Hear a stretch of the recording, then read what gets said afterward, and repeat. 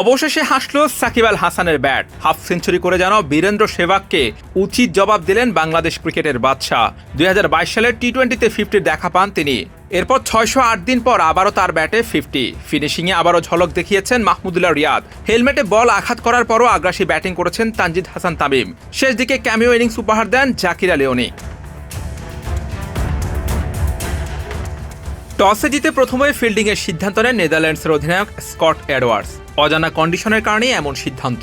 টসের পর বাংলাদেশের অধিনায়ক নাজমুল হোসেন শান্ত জানান নতুন বলে একটু সতর্ক থাকতে হবে, কিন্তু সতর্ক থাকতে বলে তিনি নিজেই প্রথম উইকেট বিলিয়ে আসেন।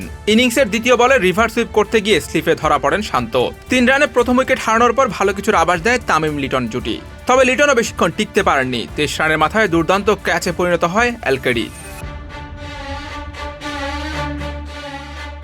শর্ট বলের টপ অ্যাস্ট হয়েছিল, সেটি অবশ্য পেছনেও যায়নি, উপরে ওঠেনি। বল আটকে গেছে তানজিদ তামিমের হেলমেটের গ্রিলে। ভয় ধরে যায় ভক্তদের মনে। তবে তেমন কিছুই হয়নি। নিয়ম অনুযায়ী কনকাশন পরীক্ষা দিয়ে আবারও ব্যাটিং শুরু করেন। লিটনের আউটের পর মাঠে নেমেই আগ্রাসী ব্যাটিং শুরু করেন সাকিব আল হাসান। এক ওভারেই হাঁকান 4টি বাউন্ডারি। ফর্মে ফেরার জন্য মরিয়া সাকিব ম্যাচের আগে করেছেন অনুশীলন। হেড পজিশন ঠিক রাখার জন্য গলায় কিছু একটা পড়েন। মাঠে দেখা যায় তার প্রতিফলন। পাওয়ার প্লেতে আসে 2 উইকেটে 54 রান। ছন্দে থাকা তানজিদ তামিম ফেরেন 26 বলে 35 রান করে। শর্ট বলে বাতাসের বিপরীতে শট খেলতে গিয়ে ক্যাচ আউট হয়ে সাজঘরে ফেরেন। 32 বলে 48 রানে থামে তামিমের সঙ্গে তার জুটি। ফর্মে থাকা তাওহিদ হৃদয়ের ব্যাট ওই দিন হাসেনি। কাট করতে গিয়ে ব্যাটে লেগে বল ঢুকেছে স্টাম্পে। 15 বলে 9 রান করে বোল্ড হৃদয়। আউট হয়ে হতাশ হয়ে মাঠ ছাড়েন তিনি।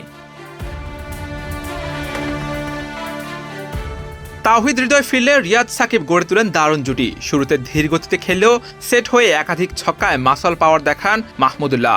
সাকিবও তুলে নেন 50। 38 বলে অর্ধশতক করেন আল হাসান।